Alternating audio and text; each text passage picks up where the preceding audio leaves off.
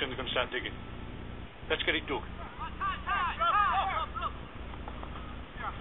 Well, at the end of the day, we've lived with it here for the whole time anyway, so my sentiment, it may as well be here, and we have the benefits. Actually spans 5 different Prime Ministers, and we're no further forward than we were from day one. Workforce to have to package and repackage this waste indefinitely without at least looking for a permanent solution. The clock continues to tick as we struggle to make a final decision. The waste is building up. With our current nuclear programme, it's estimated we'll have enough waste to fill the Albert Hall 5 times over. The agreed solution is to bury it. A challenge in the Channel Tunnel. When they reach a depth of between 200 and 1,000 metres, they'll build an underground city. It'll have a larger footprint than Carlisle or London's Olympic Park. The store is a network of tunnels. It'll take 1,000 construction workers 15 years to complete at a cost of between 12 and 20 billion pounds. So is this the most exciting project in Cumbria's history? Or is the promise of jobs just a bribe to turn the county into Britain's nuclear dumping ground? First time visitor because the tunnel just seems to be endless. We're going down at a gradient of about 1 in 10, so it is quite steep. But it's going to take us something like 15 minutes to get down to the bottom of where we are. Explain where we are. Oh, we are now in the demonstration level, and this is 420 meters down from the surface. And this will be the level where we do our disposal tunnels also. And this is now the size of the disposal tunnel. It's all been about finding a hole like this. Yeah, this is drilled earlier this year, and now we have a 1.8 meter diameter and 8 meter deep hole. And the canister would go straight snug into this. Yeah, they are a bit smaller than the hole because they need to fit there with the clay. Because you're going to, in effect, there's 3 barriers involved, aren't there? Yeah. So you'll, in effect, slip it in with the clay around it, then the rock. All 3 together, that should mean it's safe for 100,000 years. Yeah, it will be better than 6 meters of water. Which is what it is, isn't it? Where it is at the minute. And it's safe even in those. One hole. How many are you actually going to need? Yeah, there will be several. It will last 120 years. So there will be lots of going on. So several generations. Yeah. People will be working here. Yeah. Not only that, we're doing it all the other way round. Find a community that's willing to volunteer, and then worry about the geology. This process of volunteerism seems to me to be ludicrous, because you need to know when you ask people whether you can bury your radioactive waste in their back gardens, you want to know whether it's actually feasible to do it. We're doing it the wrong way around. Yes, it's the wrong way around. Yeah. He was fired from the panel of advisors in 2005. Of test drillings carried out in the 1990s. Back then, Britain was looking to build an underground research laboratory, a first step towards developing a nuclear waste store. But the NIREX plan, as it was known, never got off the drawing board. NIREX stopped at a very small part of West Cumbria, a site not far from here at Sellafield, and the planning inspector said that he concluded that wasn't a suitable site. That doesn't mean that we might not be able to... Planning inspector who threw out the NIREX proposal. I've tracked him down. He's never spoken publicly before and finds it hard to believe Cumbria will be the answer to our nuclear waste problem. I was very surprised to find that West Cumbria was being floated once more as a potential site, yes. So, based on your knowledge, what do you think the chances are of West Cumbria being suitable again? I think the probability of their finding a suitable site is low. So at the end of your inquiry, did you suggest where else they might look? What we basically found was that you could not understand the rock that NIREX had chosen to investigate. You need to be able to fully understand the rock to be sure about the solidity and the stability and the permeability.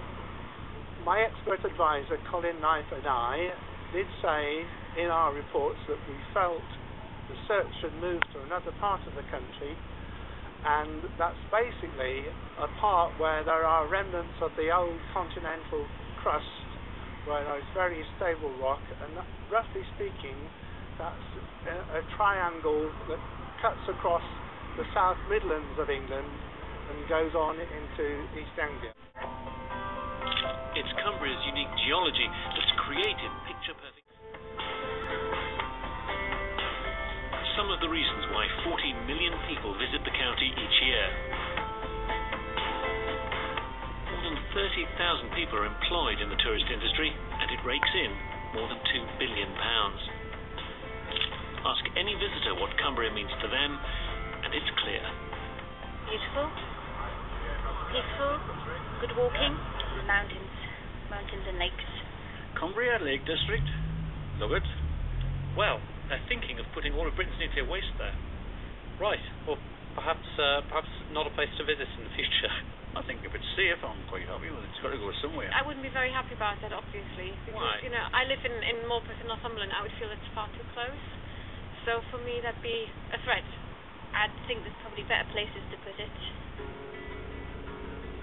And for people who make a living from Cumbria's many tourists, anything that unsettles visitors is a worry. It seems a bit unfair that the Lake District is going to have it, if someone's going to have it. I'm sure the Scottish Government wouldn't want it under the highest mountain in Scotland, which is Ben Nevis, and I'm sure the Welsh Government wouldn't want it near the highest mountain in Wales, which is Snowdon, because of all the effects on tourism in their areas. People are worried, and tourist people are worried. You know, we run businesses based on tourism. Maybe thousands of employees at Sellafield, but obviously there's thousands of employees who live through the tourist industry in Cumbria. This is most likely to offer the best rock formation for the store. Eskdale in the southwest lakes, where Andy works, and Silloth in the north, where alarm bells started to ring. Are you local? Yes. Oh, right. So you know about it. It's all about greed. Yeah. We're going to destroy everything eventually. I don't want it for him. The next generation, it's so unfair. It's so unfair to dump it in such beautiful surroundings. Well, I've been coming to this place for 11 years now, and I absolutely love it. Got a caravan over on Hilton Park, and I just love the scenery up here. It's proper peaceful and everything. Don't want a nuclear waste station up here. I mean, it's an area of outstanding natural beauty here, and things like this would probably have a big effect on the local ecology and the wildlife and the beauty of the place.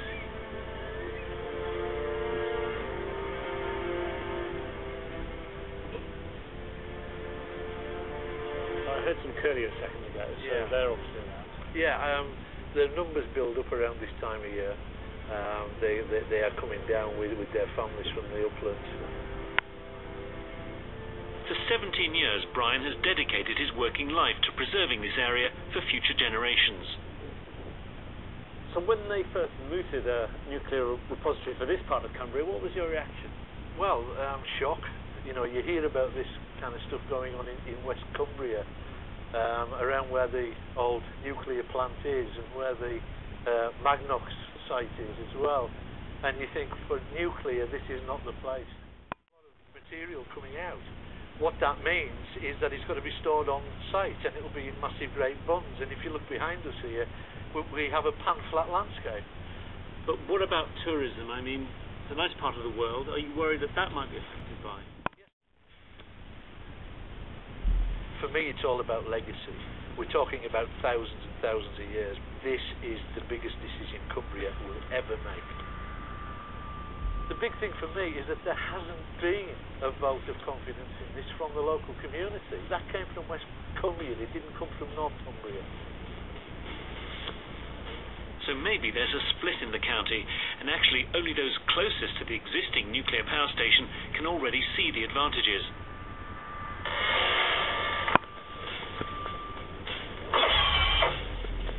Like this company, one of the many that supply equipment to Sellafield, and are hoping to seal more deals.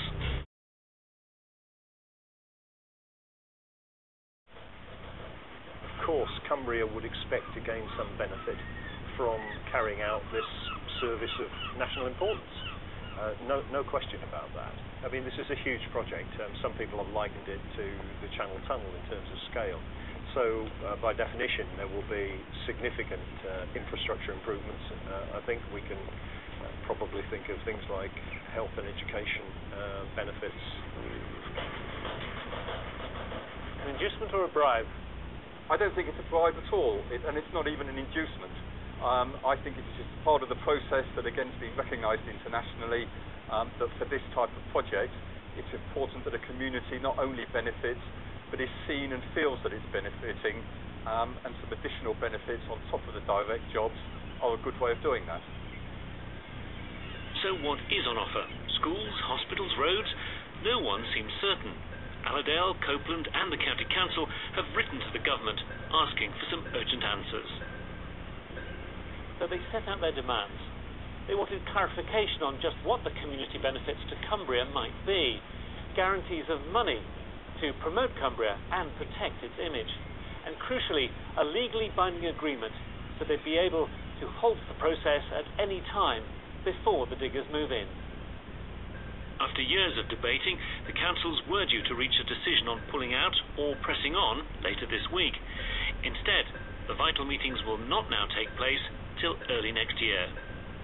Why are the needs then for this sudden delay, if I can call it that? Because we had a timetable and suddenly it's been thrown into disarray. What we want to do, it's a major decision for local authorities to take. It would be a facility that would be here for thousands of years. So if the local authorities need another 3 months to seek some further clarification, then that's what we should do. But the overground high-level waste store continues to fill, and with no plan B on the table, is the pressure to say yes overwhelming? Isn't it a foregone conclusion, really? Because you're pretty much the only county interested in it, and the government needs you to say yes. Well, the government probably do need us to say yes, but that doesn't mean to say that we're going to. So, last-minute meetings, delays on the decision, there's no arm twisting going on? No, not in any shape or form. It's too important for that to even be accused of something like that. We're actually all on the same page. I mean, it's a government process. This isn't us, government trying to impose something on us. It isn't us saying, yes, this is what we want, handing it to government. It's something that we're working on together, and they will work at the speed that we want to work at. Of course, we wanted to talk to someone from the government on such a vital national and local issue. I asked to speak with the Secretary of State, Ed Davey. He declined, so I then asked to speak to his junior minister, Baroness Verma, who was visiting Cumbria last week. She couldn't find time to talk to me either, but she did send me a statement. So how much money might Cumbria get? The government has already agreed a number of principles on community benefits. And why no geological survey of the country before asking for volunteers? It would be unjustified to carry out expensive and speculative geological assessments before a community had volunteered. And with no other takers, could Cumbria be forced into saying yes? Experience in the UK shows that if solutions are forced on unwilling communities, they fail. So, in January, will we be any clearer about Cumbria's nuclear future? The consequences for the county, economic, environmental, emotional, are profound. The only real certainty is that whichever side of the argument you sit, this is a huge decision, not just for Cumbria, but for the whole of the UK. And in the meantime, our nuclear waste continues to pile up.